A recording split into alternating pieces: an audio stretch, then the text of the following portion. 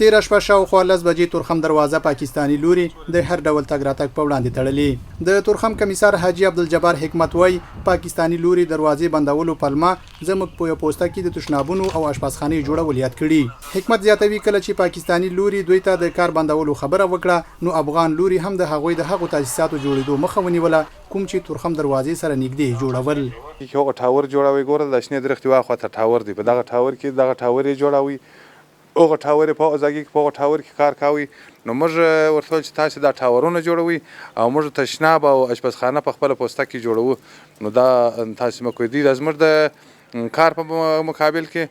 چې شو کې لارې بند دروسه پر ما دا جواب راسولي مارته لار م بندوي باید چې موږ تاسو تجارت او سیاست سره جلا کو تجارت په دې سیاست باندې مګډوي نو دې زما د خبرې بیا نور جواب نه دی کړی. دروازې بندولو د دواړو غاړو ناروغانو سوداګرو او عامو خلکو ته په تګ راتګ کې ستونزې پیدا کړي. حمید ګل او امرالدین د دروازې بندولو په تړاو وایي پاکستاني لوري د سیاسي ستونزې د تګ راتګ په وړاندې خنډ نه جوړوي.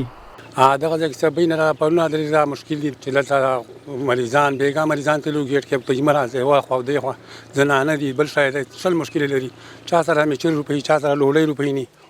نن څه باندې شو سبین راځل کې چې باندې را سبای سلور بجې موږ راغلو د پرون رئیس ګیټ بندو مریضم لرو عاجل مریض دی او په هر پیرا چې موږ رای شو هر جنجال چې پاکستان والا ګیټ باندې که کوم خاص مشکل دی خو مشکل دی معلوم کا ګیټ کې سوداګر شته مریضان لرو هر رقم مشکلات دي ګیټ باندې دی باندې خو هیڅ کله نه خلاصيږي ته ګیټ بند کا دا مشکل نه عليږي. پاکستاني لوري ډیر کله د بیلابیلو پلمو په اساس د غلار د تګ راتګ پر مخ تړي چې ورسره په سوداګرۍ او نورو برخو کې خلکو ته په زیاته اندازه تاوانونه رسیږي.